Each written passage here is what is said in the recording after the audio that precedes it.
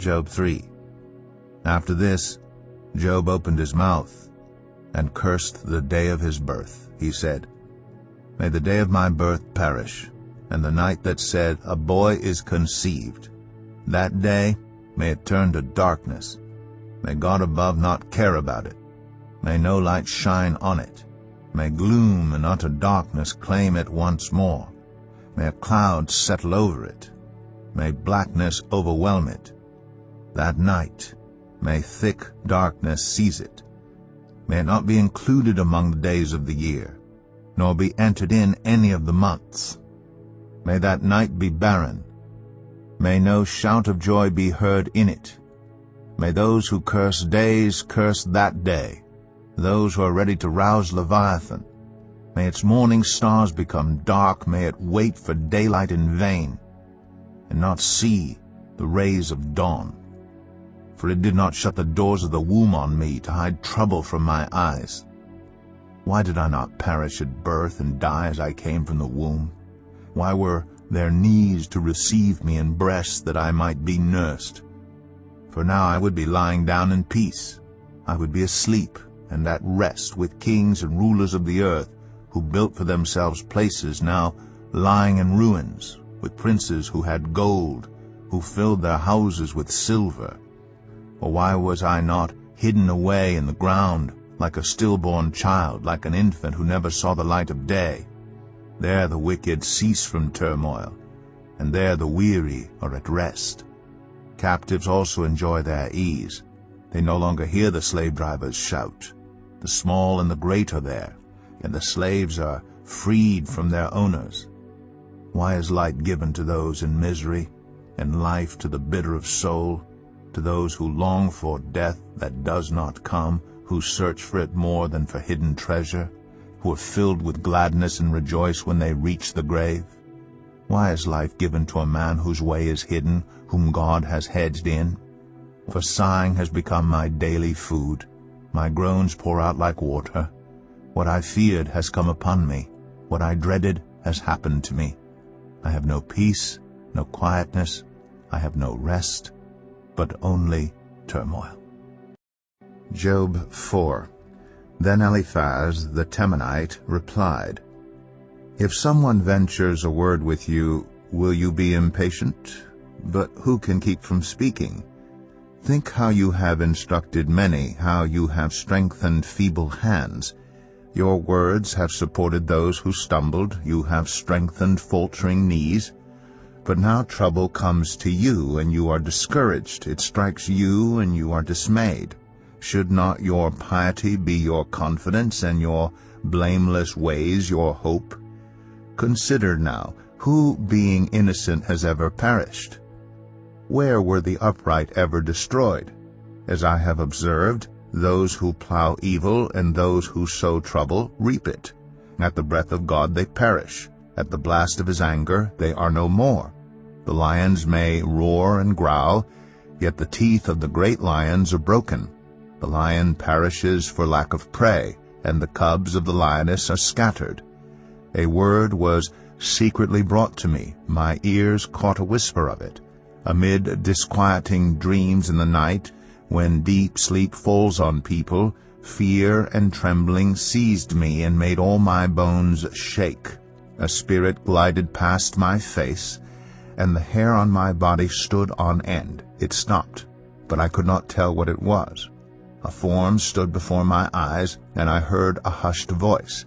Can a mortal be more righteous than God? Can even a strong man be more pure than his Maker? If God places no trust in his servants, if he charges his angels with error, how much more those who live in houses of clay, whose foundations are in the dust, who are crushed more readily than a moth? Between dawn and dusk they are broken to pieces, unnoticed. They perish forever. Are not the cords of their tent pulled up, so that they die without wisdom? Job 5. Call if you will, but who will answer you? To which of the holy ones will you turn? Resentment kills a fool, and envy slays the simple. I myself have seen a fool taking root, but suddenly his house was cursed. His children are far from safety, crushed in court without a defender. The hungry consume his harvest, taking it even from among thorns, and the thirsty pant after his wealth. For hardship does not spring from the soil, nor does trouble sprout from the ground. Yet man is born to trouble as surely as sparks fly upward. But if I were you, I would appeal to God. I would lay my cause before Him. He performs wonders that cannot be fathomed, miracles that cannot be counted. He provides rain for the earth. He sends water on the countryside. The lowly He sets on high, and those who mourn are lifted to safety. He thwarts the plans of the crafty, so that their hands achieve no success.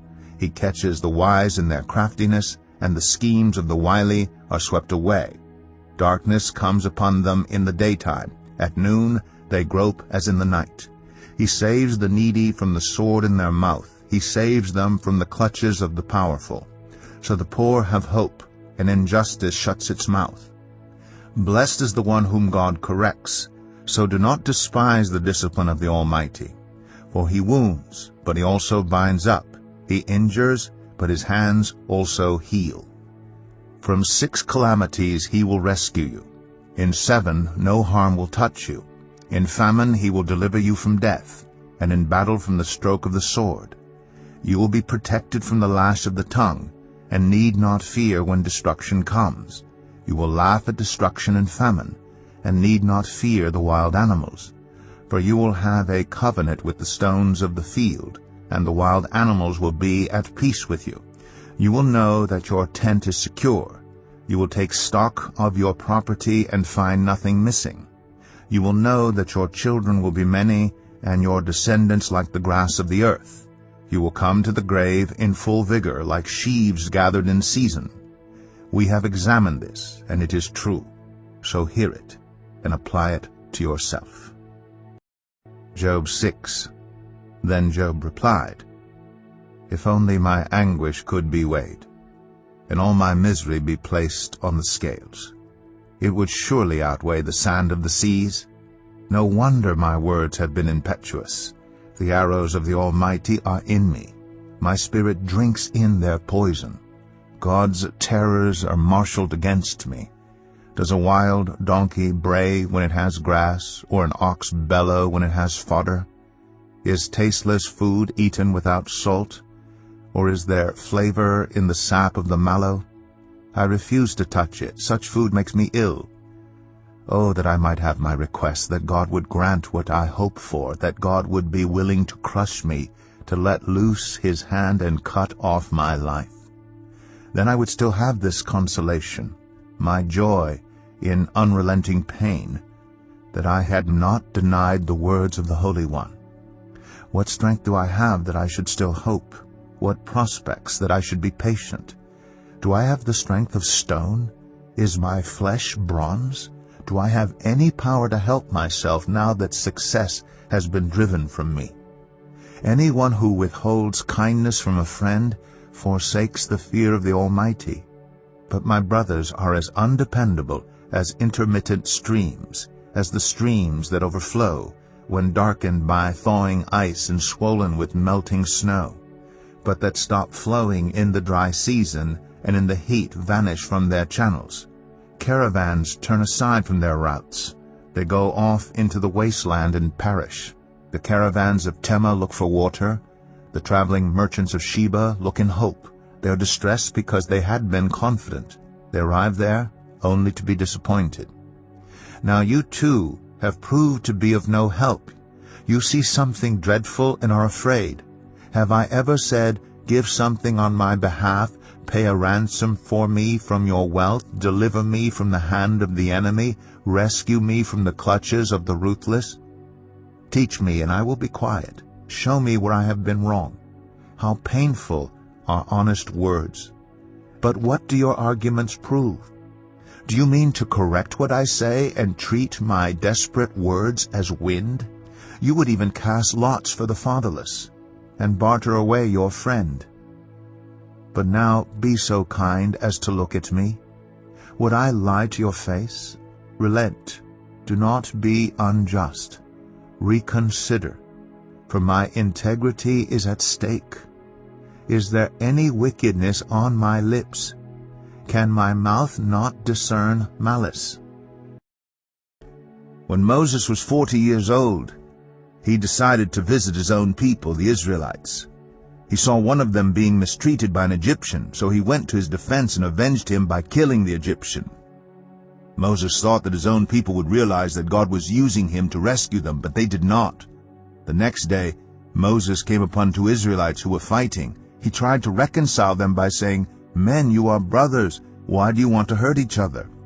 But the man who was mistreating the other pushed Moses aside and said, "Who made you ruler and judge over us?